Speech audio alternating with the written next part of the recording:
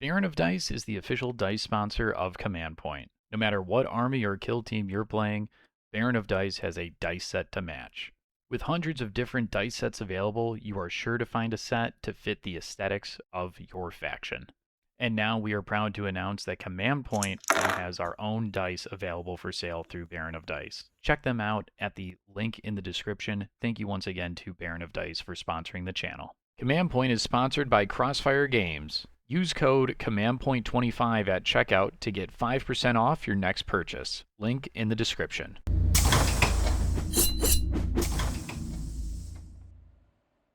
Hello, everybody, and welcome back to the Command Point podcast. My name's Ryan, and today I'm here with Shane. Hello. And this is the 77th episode of the Command Point podcast. Shane, you've just recently gotten back to Rochester because you went away this weekend to the World Championships of Warhammer, where I'm just going to come out and say it, you finished 8th overall. Yes, with Wrecka Krew. Yeah, that's pretty exciting. So congratulations on top eighting with a team that, not, I would say like I think you told me you weren't even really sure if you were going to make it out of groups. So congratulations for that. Thank you. We'll kind of do like a brief overview of like the tournament itself and how it was run and everything. But I think what I want to know uh, is why did you take Wrecka Crew to the World Championships of Warhammer, which is probably the biggest shark tank for competitive play in the world? Yeah, so I initially my plan was to play Canoptic Circle because um as you know, Ryan, and as many of the listeners know, I am a Necron enjoyer. You are. And they're the new Necron team, and on top of that, they are very powerful, like maybe the strongest team in the game. And my plan was to play them, and I was playing them for a bit, and then they took a small nerf, um, which I would say impacted more so the way that they play rather than how strong they are. Of course, it did make them weaker in general, but it was, I would say that the playstyle change as a result of the nerf was more significant than the power level difference. Um, and it turned them into more of like a turtley castle defense team, which they already were, but they had some capacity before for aggressive play. And a lot of that, it didn't vanish, but it waned a lot Mm. after the change. And I just kept playing them after the nerfs and playing them and playing them and playing them, and I just hated it. There was really not clicking with me in from an enjoyment perspective. Not Mm-hmm. because it's like, and it's not like this, like some people will have this like moral qualm, like they don't want to play the good team. Right. Um, it wasn't really that. It was really like a selfish, I hate playing this thing. Mm-hmm. And so I said, all right, well, I'm going to pivot then. I'm going to play something else. I had no reps on Deathwatch, who I thought were pretty strong. So that was out of the question. So my real only options were I had a little bit of practice on Tempestus Aquilons, um, who I think are really good. And then there was two teams that I have a lot of practice on that I didn't think were particularly top tier, but were like solid enough and fun. And that was Farstalker Kinband and Wrecka Crew. And I ultimately decided to go with Wrecka Crew because they're just like they have. I don't think they're particularly super like cracked or anything.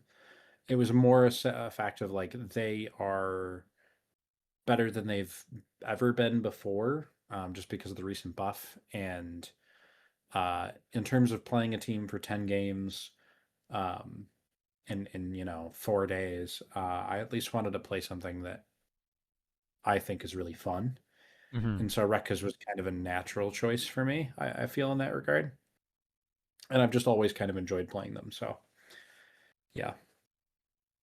All right. Yeah. I remember you saying because I was watching some of the live streams that Squad Games was doing. Which, if you want to go and watch any of these live streamed Kill Team games from the World Championships of Warhammer, I believe they still have those up on their YouTube channel.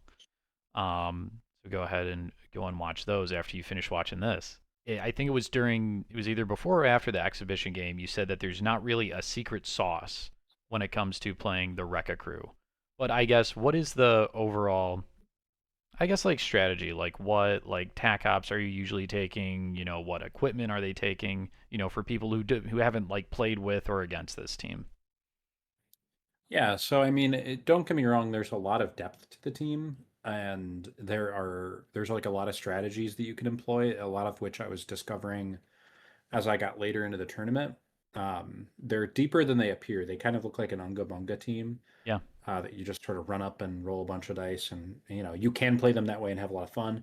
But there is a lot under the hood, I guess you could say, in terms of positioning um, and just like how you approach different matchups. So for me, I do kind of play them as a, I guess, semi-aggro elite team, with the added benefit of you get a couple extra activations compared to elite teams. Mm-hmm. Um, Tack up wise, I only ran two tack ups at Worlds, but I'd say my general strategy involves usually either running Dominate from Seek and Destroy, Envoy from Security, or Plant Banner. And I think the situations where you go between Envoy or Plant Banner is usually, I would say, matchup dependent. Um, in particular, I think the I never took Plant Banner at Worlds, but it was more because I didn't end up on the right maps for it. It's usually better on Tomb World, and I didn't actually play a lot of games on. I only played one game on Tomb World the whole weekend, Oh which is wow, kind that's of actually yeah, insane. yeah. Um, and so my a lot of it was employing my Volcus strategy, which I had a lot of uh, ideas about how to play Rekkas on Volcus. I think it is in general their better map for Mm-hmm. them. Although there's like certain matchups where I think I would prefer Tomb World. Um, you just kind of you have the added benefit, the unique benefit, I would say, that Rekkas get, where they can stage very aggressively, but also safely, that most teams can't do on Volcus, just through the breach walls that you can make with your Breakaboys. Yeah. So you can like there's some maps where you can set yourself like into a corner of a stronghold where you're like very safe, like as far as the cover lines go, um, and punch a hole and basically like create a door that is like right in front of the middle of the board. So it's really hard for the other team to hit you, but you can bust through the wall and hit them very easily. Um, so I really like that about Rekkas. Yeah. And I just generally love that they are a team that to me feels like can't really get diced. Um, I lost a few games at Worlds, and I lost a few games when I was preparing for Worlds playing Rekkas, but I've never lost a game with Rekkas because I got diced or anything like that. It's always been I could have done something better, or maybe it was just like a bad map or bad mission, Mm-hmm. like matchup combination. But you don't really dice with Rekkas, which I think there's something to be said for a very reliable team over a long form tournament. Um, so yeah, I mean, I guess that's like the short of it, I would say. Yeah. And that inability to get diced, I'm assuming that comes from is it from your Rekka points? Yeah, I would say it's from Rekka points, which you should generate like pretty passively throughout the game.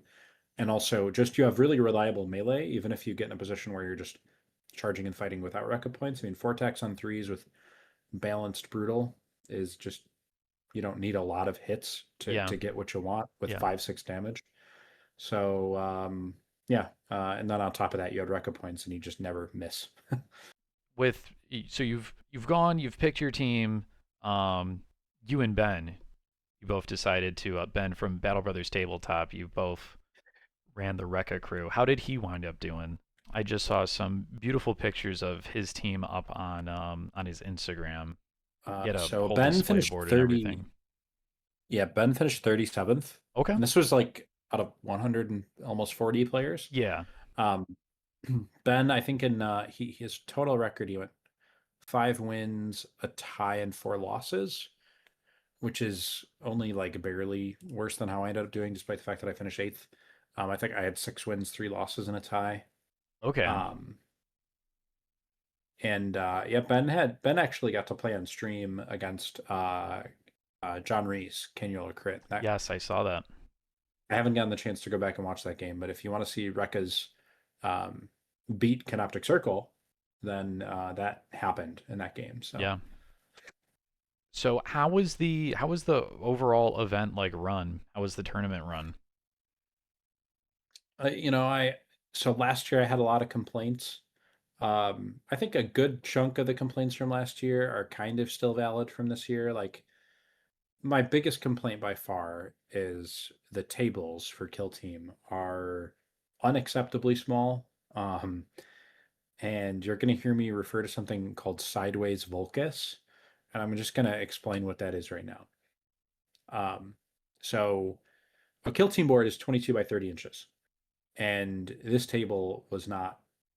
It was not 30 inches from you across to the other side, which means all the maps have to be oriented sideways, basically. Even if you're playing on a board where the deployment zones are on the short edge, meaning if it's sideways, Yeah. your deployment zone is like this, and you're on the other side of the table, and you're at a long table, so you can't just walk around the table. Yeah. And so there's buildings, and you have to like look across, and like you can't see under the vantages that are right in front of you in your deployment zone, and it is truly a horrible way to play Kill Team.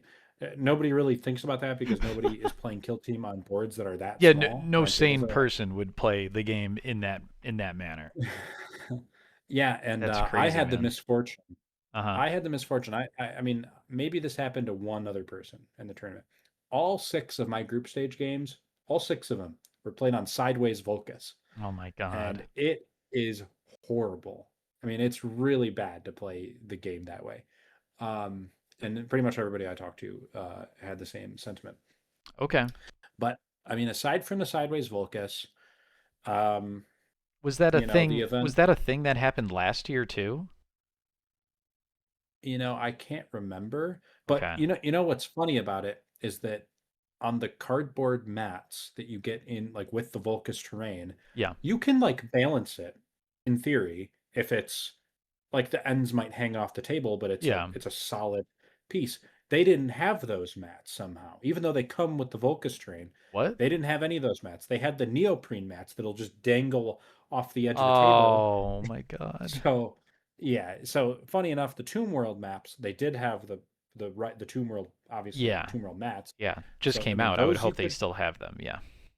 yeah, those you could orient. I mean, I don't even know how you lose the mats. I mean, you for every set of Vulcus, you should have a mat to go with it, Yeah. but Maybe they're just I too beat digress. up. Yeah, and I mean outside of that, I mean the prize support is still, kind of underwhelming. I mean the guy that finished third this year, which is Landon, he did get his medal, so I got to see what that medal looks like because I never got mine. Yes. And let me Yeah. tell you, I mean, Still waiting on it's that. I think seeing him get that medal, it's almost more disappointing than just getting nothing because it's just the challenger coin. It doesn't say third place on it. Oh. It's just like a bronze coin that says World Championships, which by the way, everybody got Ev- something that looks almost the same. mhm. Um, and I mean, if you were first or second, or like, the best overall, basically, or best painted, you got a big cool trophy. But not many other people got really anything. We didn't even get a piece of paper for best in faction. Last year we get the coveted best in faction Yes. piece of paper. This year I Yes. just got another little challenger coin, basically. It's a Uh-huh. slightly different color. Doesn't say best in faction on it. Um, but yeah, I mean, I don't know. So those are like the chief complaints. Is I find the price support is really pathetic for something that is like you're traveling all across the world and it's being put on by like a Mhm. gazillion-dollar company, and Yeah. there's no actual prizes. So you'd think there'd at least be like trophies for top three or something, or like little Yeah. things for best impression. Yeah. I mean, people are paying out of pocket to come here, and Yes. from every corner of the earth. Mhm. So and it's not like a grassroots thing where like you're asking a lot of like a TO with no support. In fact, usually it's the grassroots TOs with no support that put on the best Have events have the and best give out the events best with prizes. more prize support. Yeah. Yeah, yeah, but I mean, I don't know. I mean, they could do a lot better. I also think I think we've had enough of Atlanta. I think I speak on behalf of Really? most of the people that have gone to Worlds. I think we're, 3 years in Atlanta is enough. And it sounds like they might move it next year. I mean, they haven't announced anything, but they did Yeah. hint at it being in potentially Europe next year or at least somewhere else. Okay. Um, I'd love that. I think that would be really cool. Like the UK, I think would be perfect. Um, but yeah, I mean that if I have to nitpick, those are my biggest problems that I personally had with the events. But overall, the experience was still great. Getting to see all these people, it's once again, I loved that entire social aspect of it, Yeah. and all my opponents were great, and I really enjoyed my games. So So what I want to do this evening, Shane, while we have the time, is I kind of want to, now that Worlds is done, that data slate came out a week before Worlds. Also, we completely glossed over this. How did you feel, and what was the general vibe of all of the other players at Worlds when a data slate drops literally the week before everybody's supposed to hop on a plane to Atlanta?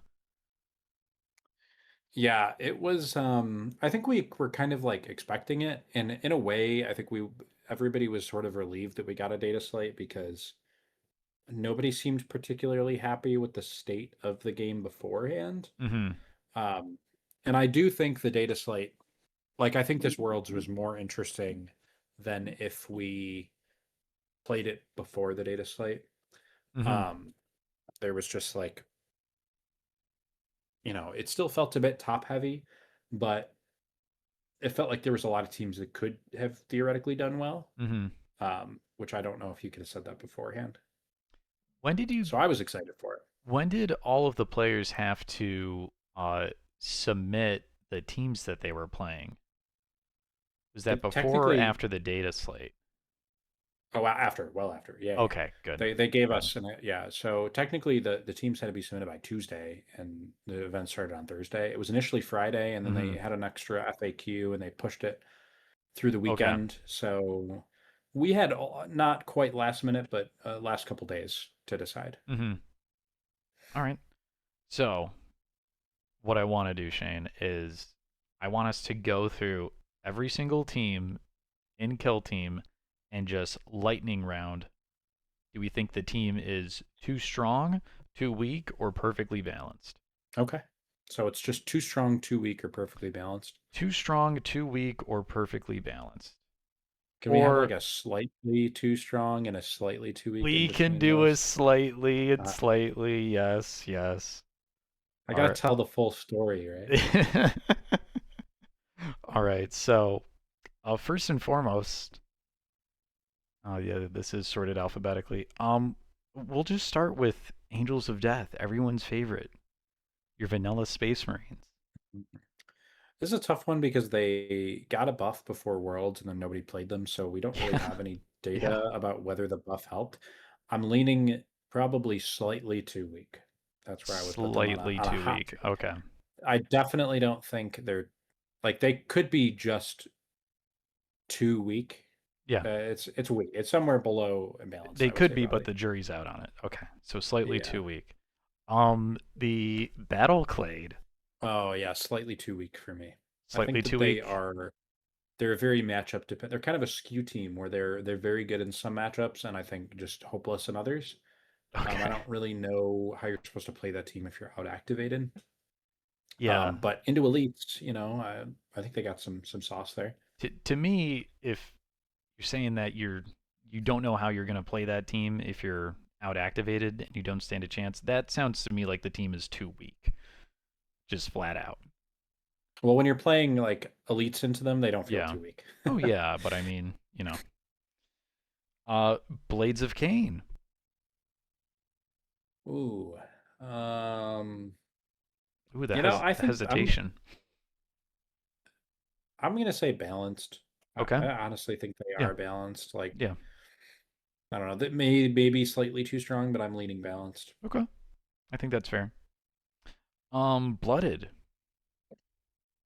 Oh, we're talking about the classified teams. You know, they're or the declassified. They're declassified now, right? But they were at World, so I guess People want to talk about we could them. talk. I'd say balanced. Okay. Brood Brothers. They're definitely not weak. I Mm-hmm. would say balanced. Balanced. Canoptic Circle. I feel like I know the answer to this Way too one. strong. Way too strong. That's right. Yeah. How many? So I think it was Canoptic Circle players and Deathwatch players both had over 20 people running these teams at Worlds. I think I I saw. think Canoptic had 18 and Okay. Deathwatch had 23. Yeah, so around 20 players. Oh, yeah, yeah. Uh, They took them about 41, I think. how? So if the data slate had not come out before it did, how many more players do you think would have taken Well, at least Deathwatch and one Canoptic? more. I would have taken them without that nerf. That nerf was really what killed the gameplay for me on that Okay. side. Yeah. Um, and I'm sure there would have been more. So yeah. Yeah. Also, I do think there were some people who were playing like Sanctifiers or like Higher Attack or Raveners, and those teams got nerfed and they jumped to like Canoptic. So you know, Hmm. maybe it's more, maybe it's less. I don't know. I can't say for sure. Yeah. Chaos Cult. Ooh, I actually this is like maybe a hot take because they didn't like kill it at Worlds. I think I would lean slightly too strong. I actually do think they are a little too strong. It just didn't like show at Worlds, but Hmm. um like a little bit above balance, I would say. Corsair Void Scarred. Balanced. Balanced. Yeah. Yeah. Deathcore Krieg. Slightly too weak. Slightly too weak. Okay. Deathwatch. We've already talked about them a lot this evening. Yeah, honestly, I think slightly too strong. I don't think they're like crazy.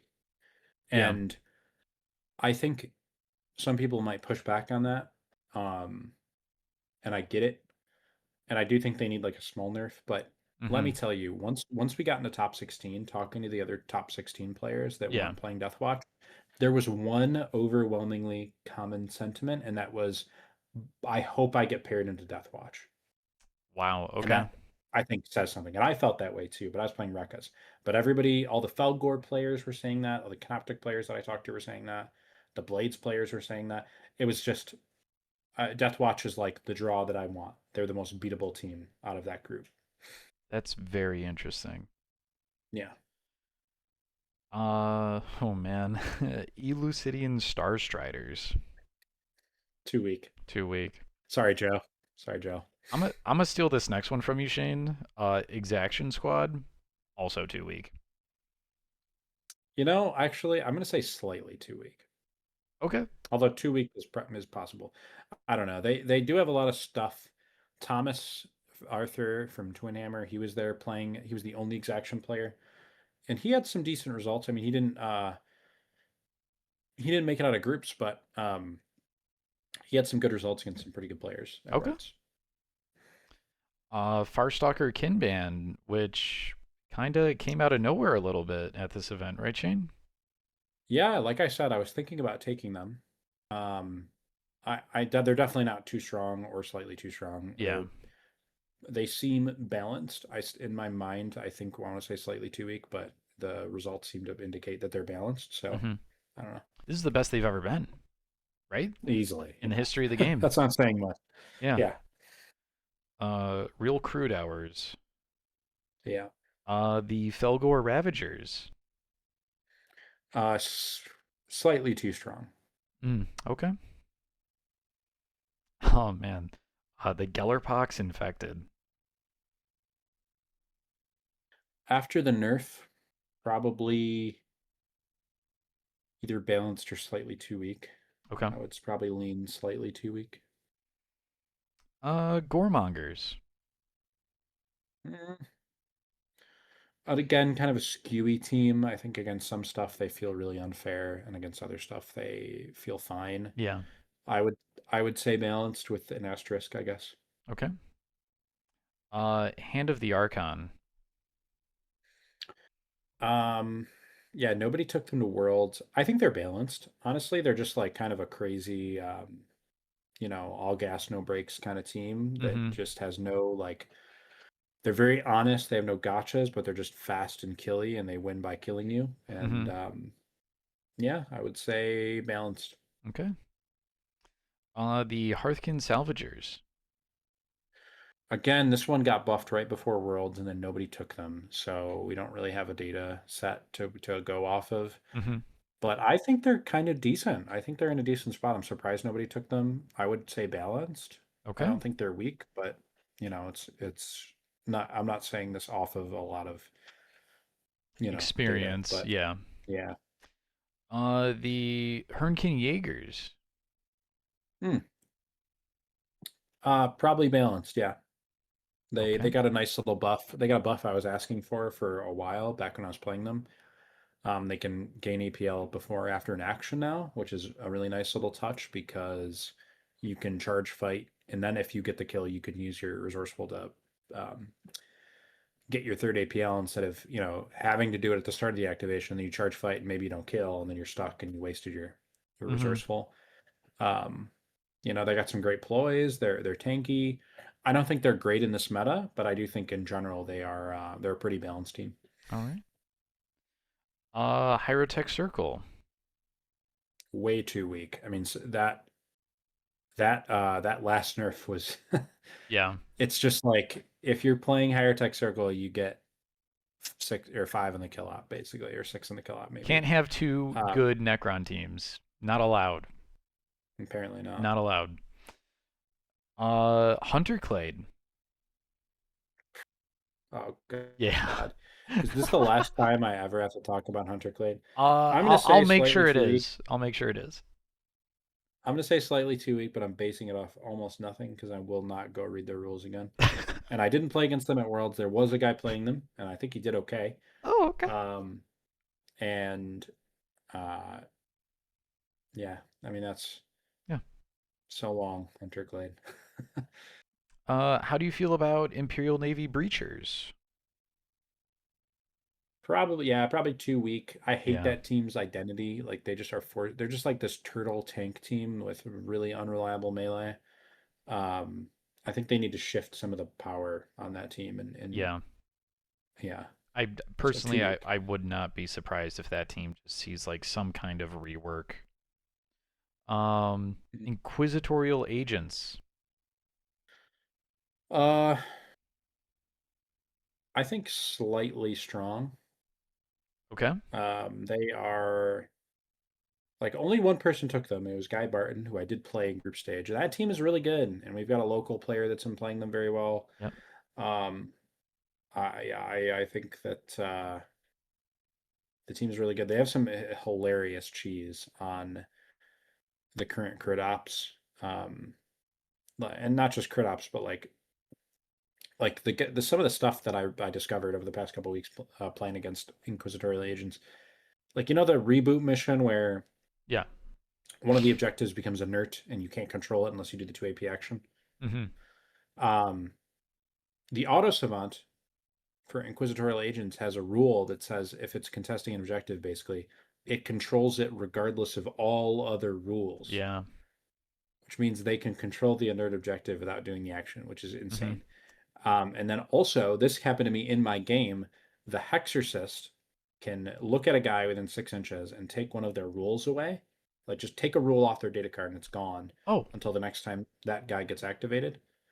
And Guy Barton did this to my bomb squig to make it no longer expendable, and it counted for the kill op, which is what the hell is absolutely that? I know is hilarious. Um, that's crazy. And you take them to Casterkin, they're semi-reliable pretty much. They got a lot of crap, a lot of tricks. They're really good.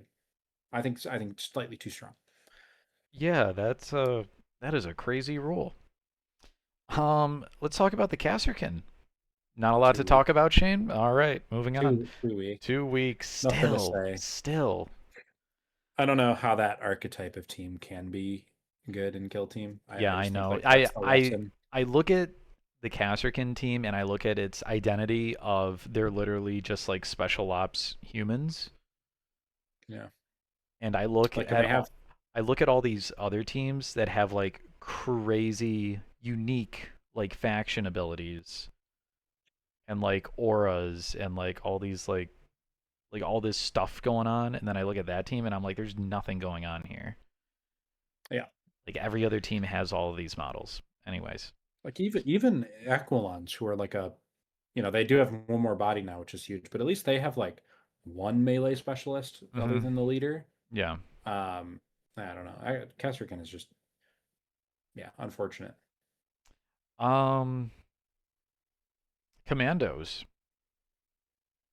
I think balanced. I think they're pretty solid at Worlds. They Yeah. only like one or two people took them, but um, yeah, I think they were pretty good during this current like data Mhm. slate.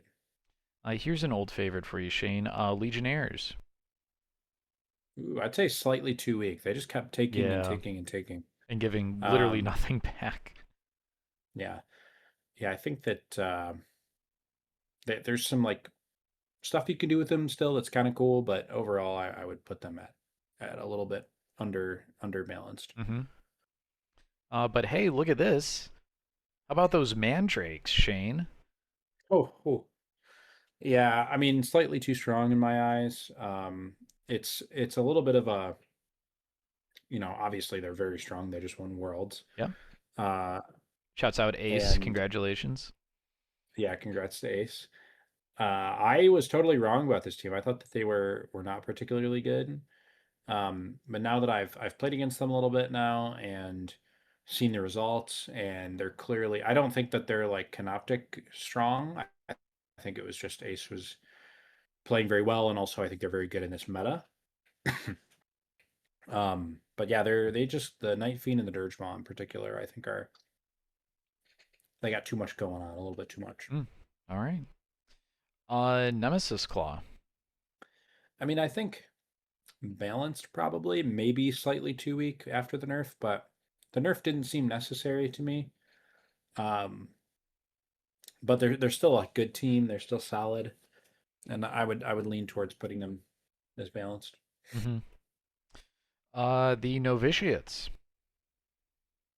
I think balanced. I think a lot of people act like this team was bad, and I don't know. I thought they were pretty like perfectly usable Hmm. for a long time now, and yeah, somebody took them to Worlds and didn't do too bad. So Pathfinders. probably slightly too weak, Yeah. if or just too weak. Two Period. week I would say. period. Yep. Phobos Strike Team. Like balanced. Balance. I mean, Okay. they made top 16 at Worlds. Shout out to Pierce. Yeah. Um, not a lot of people took him. I don't think a lot of people believed in them, but they're a solid team still. The other starter box team, Plague Marines. Probably balanced. Yeah, Ryan Wilfong took them. He did not make it out of groups, but he had a pretty good weekend. Okay. Just running Plague Marines, who I think not a lot of people are high on, and a few other people took them too, if I'm not mistaken. So Yeah, the outside of the Deathwatch and Canoptic Circle, the field was very varied. Yeah. yeah, Um, and the 40K, like the big 40K one, it was the same way too. There was not a clear like favorite faction. Uh, Ratlings. I think balanced. Although I wouldn't be surprised if that team is stronger than they look. They just got a pretty significant buff right before the data slate, and they're such a complicated team that I didn't really expect anybody to like learn them that wasn't already playing them in time to play them for Worlds. But if I had to pick one team that is like better than consensus might think, like if properly explored, it's that team. I know um Jason Jaspoon came very, very close to making it out of groups with Rattlings. So um yeah, I think the team has some sauce for sure. Cool. The Raveners. I want to say balanced, honestly. They were probably too strong before, a little bit too Yeah. strong, and the Writhe Out of Sight change gave him a pretty big hit. Somebody still did relatively well with them, if I'm not mistaken. Um, yeah, I mean, somebody placed 24th overall with them, Tommaso from Italy. Yeah, the team is still seems pretty good, and they're borderline unfair for like hordes to play against still. So, yeah. The Sanctifiers. Um, I think balanced. They took a lot of nerfs. They It, took more nerfs yeah. than I expected them to get. And my initial impression was that they got nuked, but they're probably just balanced now. Space Marine Scout Squad. Ooh, 2 week. 2 week, I Mm, think. okay. Um, maybe slightly 2 week at best, but they did not do well at Worlds this weekend. Brett Bouchard from Six Sided Legion took them, Mm-hmm. and he had a rough time. Oh I was catching no. up with him throughout the weekend, and it was not pretty. Yeah. Shout out to Brett. What do you think that team needs? I have do not have the slightest clue. I mean, I would need to play them a little bit to get a feel for it. I know Dave Seafried was doing very well with scouts before the last set of buffs. Um, so maybe it's just the kind of team that just clicks with a certain player. Hmm. I don't know. Okay. Yeah, I really don't know. After Scout Squad, we have the Tempestus Aquilons. Oh, I think slightly too strong. This did Yeah. not reflect that Worlds, but I think this team is a little bit too good. The 11th activation just feels like a lot to me. You have two P2 guns. You have, a really good faction rule. They're probably the best team at flank, and I would die on that hill. I think they're better than Falgor at it. Um, yeah, I mean, they're very strong. Yeah. Very, very Them strong. them with flank is so good. Yeah. Vespid Stingwings. Slightly too weak. I think on Volcus, they are like, they're pretty punchy. But on Tomb World, I mean, they can't, Yeah. they can't really traverse the map. Yeah. Yeah, I don't know. The Void Dancer troop. Um, Balanced. I think balanced. Okay. I mean, they took some nerfs. People were not happy about it, but Alex Arthur, shout out to him. He went 5-5, dead even with Void Dancers this Mm-hmm. past weekend. So yeah, Warp Coven. probably too weak. I mean, they lost a whole operative, and they weren't really dominating the meta before that. They were probably a little bit too strong, though. Mm-hmm. Probably slept on. It won't really matter because they're declassified now, but -1 operative did feel like a pretty big slap. Yeah. The Wrecka crew. My boys. Your boys. Literally. Yeah. Honestly, I think balanced. I don't, Yeah. like I said, I don't think they're like secretly very powerful. Mm-hmm. They have a lot of shortcomings, and they're very hard to actually play. Um, if you're up against like a really good player, and I felt that in my games at Worlds. Um, yeah, I would just say they're balanced. They're perfectly balanced. All right. Finally, we have the Wormblade. I have a lot of thoughts on Wormblade. Um, I would say balanced. I mean, they did very well at the London GT. Um, Jimmy Kelly took them to somewhere around 30th place here this weekend. Didn't make it out of groups, but um, this doesn't feel in my gut like a strong meta for them.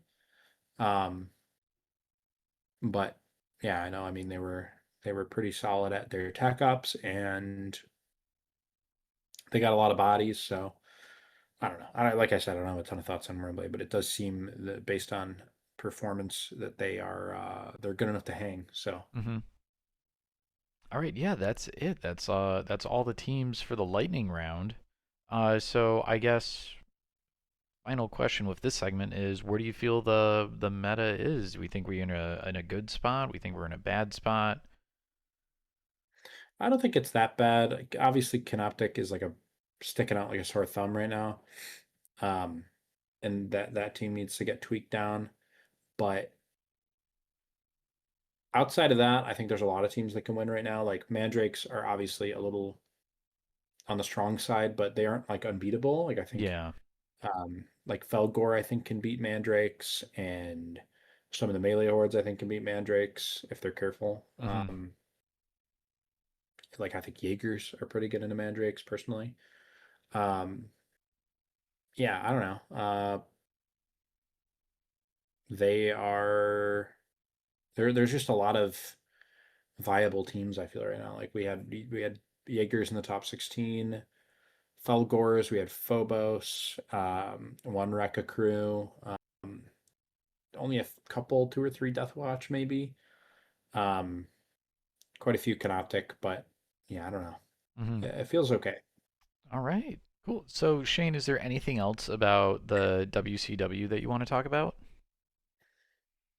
Yeah, I feel like I could go briefly, not like a run through, but just like shout out my opponents and what I played.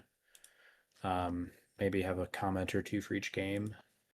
Um, the My weekend was interesting. I started out very rough. Um, Thursday and Friday were group stage, and there's 3 rounds each day. And I started out Thursday 1-1-1. Oof. And I honestly came out of that day thinking I was probably cooked and not making it out of groups. And then day two, I won all 3 of my games and I squeaked out. And then I lost in the round of 16 and won my next 2 games and then lost my final game. So yeah, I went, I believe, 6-3 in one. So the first game I played on day one was against Guglielmo Boia from Italy, who was also playing Wrecka Crew. So my first game was a Wrecka Crew mirror match. Oh. And that game came pretty much down to the wire, and I ended up taking it. It literally just came down to he had to take an obscured shot at my knob with his knob, or no, with his one of his rocket guys shooting at my knob, but it was obscured. And I ended up living, and that won me the game. My second round was against Kroot, and this is a very weird game because I had crushed on kill op so hard that at the end of the game, me and my opponent both thought I had won, and we were counting up the score, only to realize that we had actually tied. I He had just given me a lot of juicy kill potential on turn two, and I just chomped a little too hard at it Hmm. and killed a lot of stuff. But because I was killing guys on turn two and then losing those guys on turn two, or by before the end of turn three, I wasn't getting Yeah. points on dominate. So I only got 4 on dominate. He beat me out on tac op with retrieval. I beat him on kill op. We tied on crit op, but his primary gave him an extra point. We tied 14-14. So that was a game where I feel like I was the game where I realized I was playing too fast and I just needed to slow down and look at the board a little more in depth and Okay. just feel my way through it. And then game three was against Dylan Gill, who was playing Felgors, and I didn't really have like a solid game plan into Felgors, and I just kind of like it was like halfway through turn one, and I realized in my head that I'm just kind of on autopilot, and I'm just like I'm just setting models up, and I'm not Oh thinking at all no. about the board. Uh-huh.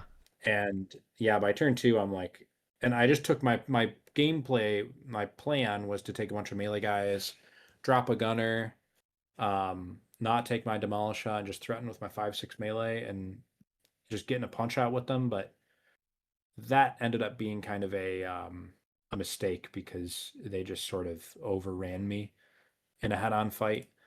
And I got crushed that game, and I was like, all right, I need to think about the Deathwall or the Felgor matchup like a little bit more Hmm. with Wrecka Crew. And then on day two, my first game. So again, I go into day two, and I'm like, I'm 1-1-1. I kind of assume I'm cooked. And my first game is against Carlos Duran, who is one of the top players in Spain, and he's on Death Watch. Um, so on one hand, I'm terrified because Carlos is a very known, very good player, and but on the other hand, I'm playing against Deathwatch, which is one of the teams I was relatively comfortable against with Wrecka Crew, and I would say we kind of ended up on the right board and the right mission and the right map, like layout, Hmm. uh, for me. And this game went very in my favor. And on top of that, Carlos didn't roll particularly well, so like it maybe could have been like I think I was probably going to win this game no matter what, just based on the matchup and the mission and you know the everything like baked into playing Wreckas against Deathwatch. But he rolled really bad and it became like an absolute blowout. I won 21-2. And uh, I'm not gonna lie, this game gave me a little bit of confidence back. Oh yeah, I felt bad for Carlos because it was just like a perfect storm for him. yeah, But you know, you get into that game where like you struggle day one and then you just like crush a really good player, like regardless of how it happened, and all of a sudden you're feeling yeah, confident again. yeah. And I'm trying not to pay too much attention to like the state of the group. In my mind, it's like nothing matters. I just need to win all my Just games take anyway one if I game at want. a time. Yeah. Yeah. And so my next group was into Krew once again. This is Victor Allender from Sweden. And Victor played very well. And this game could have gone either way, but it came down to, I slowed it down a little bit compared to my other Krew game. And I did have a guy who had 4 dominate tokens on turn 3, and he just threw the Kroot into the meat grinder to kill this guy. Hmm. And the guy barely lived, and I got my tech up, and that could Oh have man. Yeah. potentially swung the game. Um, and so I ended up winning that one. Victor was very good opponent. And then my last game, and this is like at this point I know if I win this game, I'm out of groups just looking at the other results. Uh-huh. And I'm playing against a rematch from last year, Guy Barton. Um, Guy Barton was probably my favorite game from Worlds last year, and I think he was probably my favorite game from Worlds this year as well. Just in terms of the, as an opponent, I really enjoy Guy, and I think the game we played last year and the game we played this year were very like high level feeling games where it felt like we were both doing cool stuff and going back and forth. And um, I want to talk a little bit about some of the stuff that happened in this game. Yeah. Go ahead. And so I had on, I think it was turns 1 and 2 were very slow. Um, and at the end of turn 2, like he's kind of making sure that my squigs can't charge and stuff because he out activates me. And so at the end of turn 2, I move dash my squig within 2 inches of 2 of his expended operatives. The idea being I can counteract and blow up the squig, pay a CP to make a 2-inch blast. Or if he decides to shoot the squig's, I'm just going to, if I blow up, I'm going to pay a CP and blow up those guys anyway. So it kind of puts him in this trap. But Guy is smart about it and he walks up with his Hex Resist, and that thing I mentioned earlier, he makes my squig no longer expendable. And so I say, okay, I get to my counteract. And instead of blowing up with my squig, I charge my squig into his servitor. So now he can't shoot my squig. And he doesn't have a guy that can really charge my squig. So it's like, okay, I've answered that. I just need to get to a point next turn where I can activate the squig, and then he's back to being expendable because that only lasts until the next time I activate the guy. But next turn, Guy uses Denounce on my squig so that I can't activate it for D3 turns, and he rolls a 3 on it, which is huge. So it gives him enough time to fall back with his one guy and shoot the squig, and he ends up getting a point on kill op for killing my squig, which is crazy. Um, but that sequence just felt very like cool to me. Like it Hmm. was like I did something cool, he did something cool, I did something cool back, and then he answered it again, and it was just yeah, I don't know. But anyway, outside of that, on turn 3 with his initiative, he charges his quest keeper into my Breakaboy and actually just kills him outright. He absolute authorities my Justice Scratch, and he gets the kill, which is a very good start for him. On top of the fact that he's going to get that squig kill to get another VP. So I'm kind of on the back foot, and I end up playing another, very passive turn 2 or turn 3. Um, and I think I end up getting like 2 on dominate on turn 3. I end up having to like put my because we're playing on data, and I end up putting my knob on engage on the middle objective, um, like barely sticking out behind like a building, and with the idea that if I get a counteract with the knob, I can move him 2 inches behind the building and pretty much have him safe. So if Guy wanted to hit my knob, he'd have to do it like right away. Um, and I end up being able to tap the point with the knob and get to safety.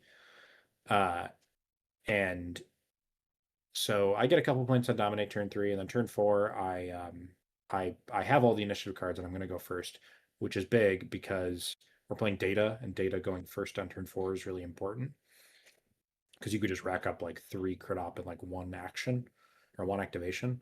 On turn 4, I end up taking the data from his back objective and killing his Tome Skull, which gets me 2 points. And he has a Melta try to shoot and kill one of my gunner that was on the opposite flank, and my gunner barely lives because of Justice Scratch, I believe. And then the play of the game, I had busted that Breakaboy that got killed by the Quest Keeper earlier.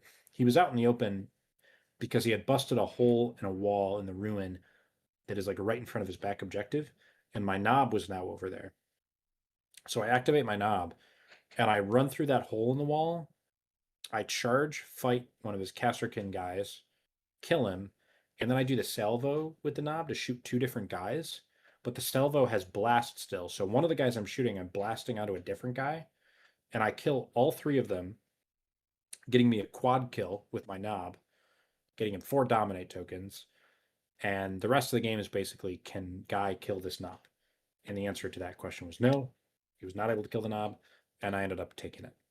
So it was a very close game, a very cool game, and shout out to Guy. That game was awesome. So then I'm in top 16. So at this point, I'm just like, I'm happy at Yeah, this you're point you're with the playing with weekend. house money. Yeah, I didn't expect to make out of groups, and I did. So I was comfortable, but I did know there was a good chance I could face off against either Nemesis Claw, Phobos, or one of the 2 Death Watch, and I feel good about that. I would have felt at least like I have a fair game into like Blades of Cain, which is in top 16. And I know if I get Canoptic on Volcus, I have a shot. Unfortunately, what I got was Ruben Aguilar playing Canoptic, Mm. Spanish player, and we ended up on Tomb World, and it was extremely hard. I don't know if I had any shot of winning this game, to be honest. With the Warriors being expendable, I just couldn't. He almost never brought his team like past more than 3 inches from his drop zone. Oh my I god. like it. Yeah, outside of the Warriors. And the Warriors, he would just give an APL, and they would just kind of launch out and shoot me.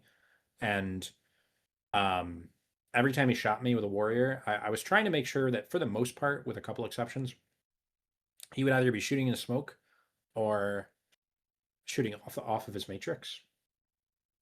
And the problem with that was whenever he was shooting off his matrix with his Warriors, he would just roll 4 hits, and I would miss all my saves. And so I'd be taking 12 damage if I don't Justice Scratch with a full health knob or guy. Mm-hmm. And that happened like 3 times that game. And so you can do the math, and that became pretty unwinnable. And we're also on energy cells, which is probably like the worst crit op for Wrecka Krew. So all in all, pretty disastrous. I got 0 points on crit op. I got 0 points on kill op because I didn't actually kill any of his real guys because they never really left his side of the board. But I did get 5 on Envoy, and that made that my primary. And so I got 8 points, somewhat respectable score. I think I lost 8-16, Mm-hmm. but it really was not close. I mean, Yeah. I had no shot of really playing the game on that board into that on that mission against that team. And like if we're on Volcus, I can stage a little more aggressively from like safer positions and like Yeah. maybe threaten the big bugs and like the reanimators and stuff. But on that Tomb World map, I really had no shot.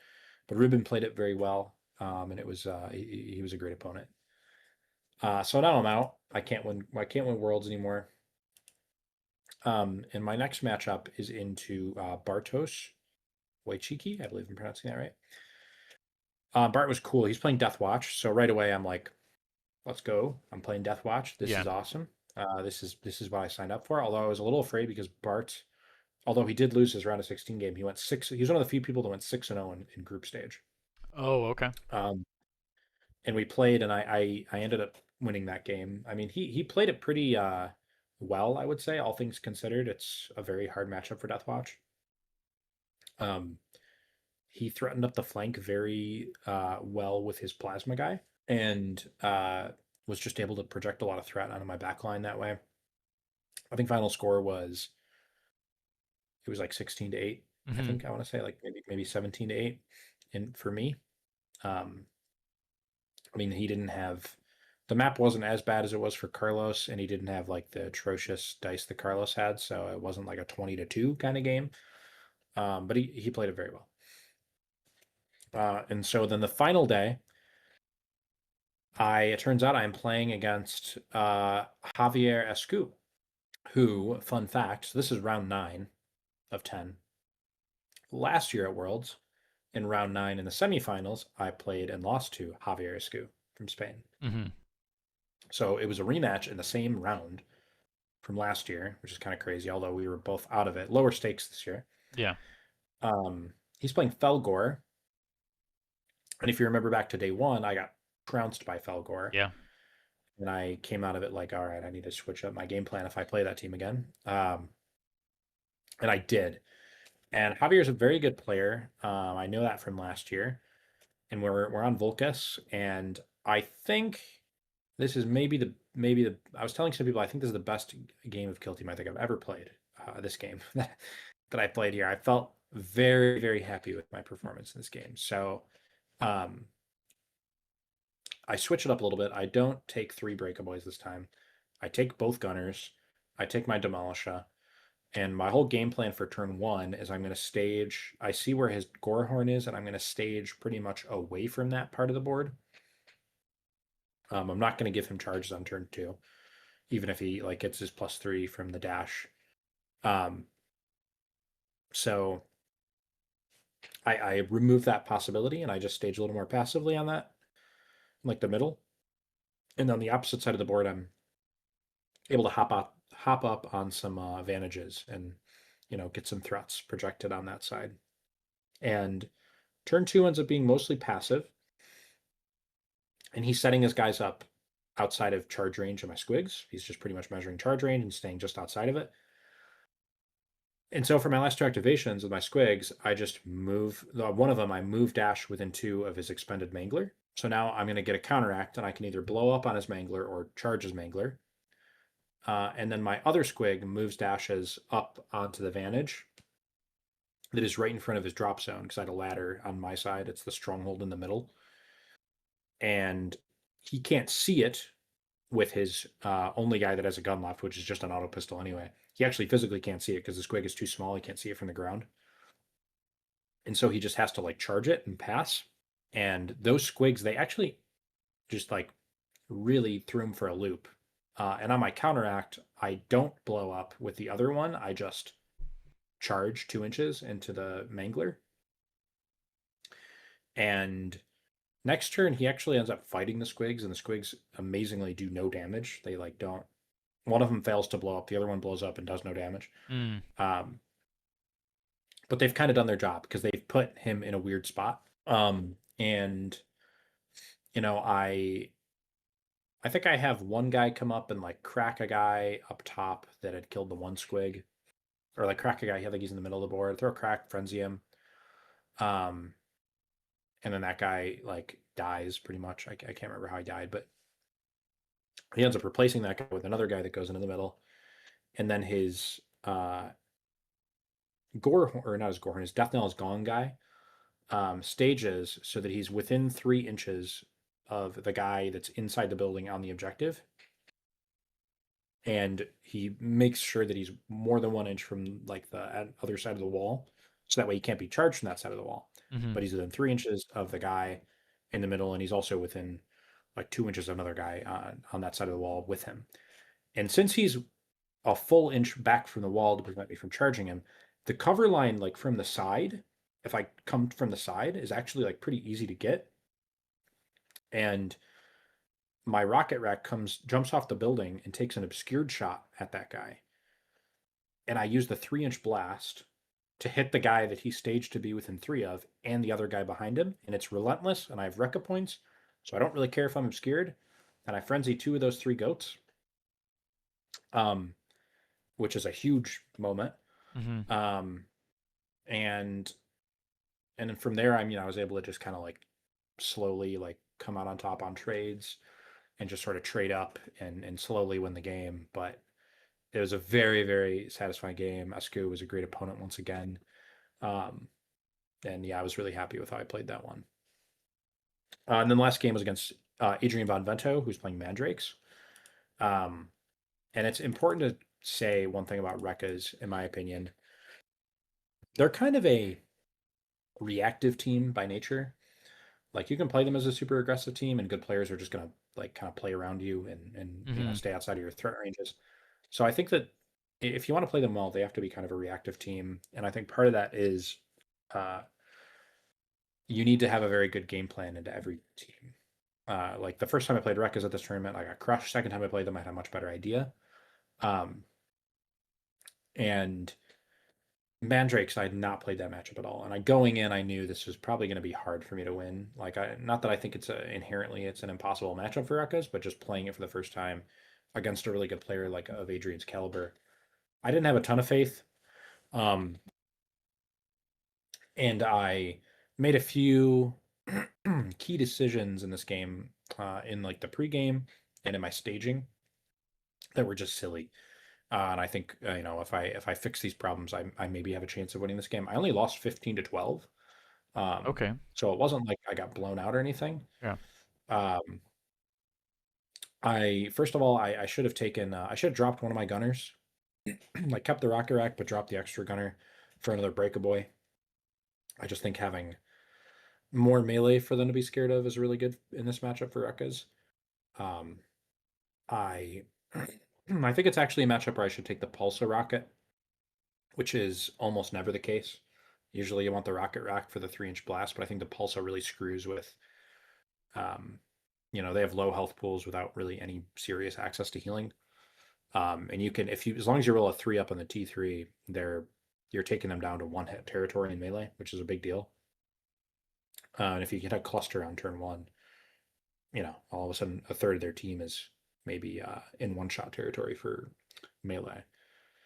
Um, so I should have taken that. I didn't. And then I took stuns instead of smokes, and smokes are really good into mandrakes. And stuns are good too, but I think smokes are much better, at least for Rekkas. Um, they don't have any way to ignore obscurity.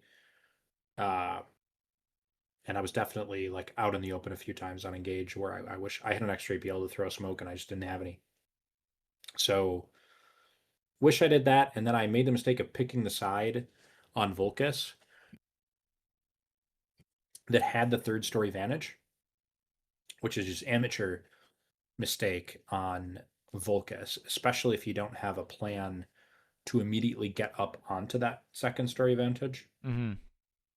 Because what ends up happening is they just teleport up there, and the only way you can get up there is by charging one of your own guys up there and fighting, which is a little bit dangerous, especially if you don't have smokes, because you're going to charge fight. They're going to fight first for a CP, and you're going to have to probably just a scratch. Then you'll kill them, and then you probably took 6 wounds, Yeah. and you're up on the vantage and with 6 wounds on engage, and they're just going to shoot you and kill you. Yeah. And if you have a smoke, you might actually survive. Um, so really, I shouldn't have taken that side. If I did take that side, I should have immediately gotten up there turn 1, because they can stand up there and get flank very easily. Um, and so those mistakes compounded together, I think is what, if I fix those up, I think it's a pretty winnable matchup for Ekkas, but I ended up losing 15-12 and going 6-3-1 at Worlds. So Yeah. all in all, success. And I had a great time. Yeah. Very good record. Well, all right, guys. I think we're clocking in at a little bit over an hour on this episode, so we're going to go ahead and wrap it up here. Thank you all so much for tuning in. Shouts out to everybody who made it to the World Championships of Warhammer this year and was able to play in it. Who else do I have to thank? Of course, our lovely supporters over on Patreon. Shane, do we have anything going on over on Patreon anytime soon? I'm hoping to get some more bat reps up. I'm kind of in like a post world, Oh, yeah. taking it easy for a second. Yeah, Um, but eventually the plan is to get some more TTS bat reps up. So yeah. absolutely. Uh, Coming up here for like more command point content. At some point, we are going to be talking about the new Tau XV 25 or 28 battle suit kill team and the Space Wolf Scouts kill teams. We're a little bit behind on those, we know, but we'll be sure to have some content coming out regarding those teams. Also, in about a month from now, we're going to be having the 12 Days of Kill Team. So That's look out for right. that. Yeah. It's everyone's favorite time of the year. Oh, yeah, All right, guys. easily. Thank you so much for tuning in and listening or watching over on YouTube. Make sure to like, comment, subscribe, and we'll see you all again in the next one.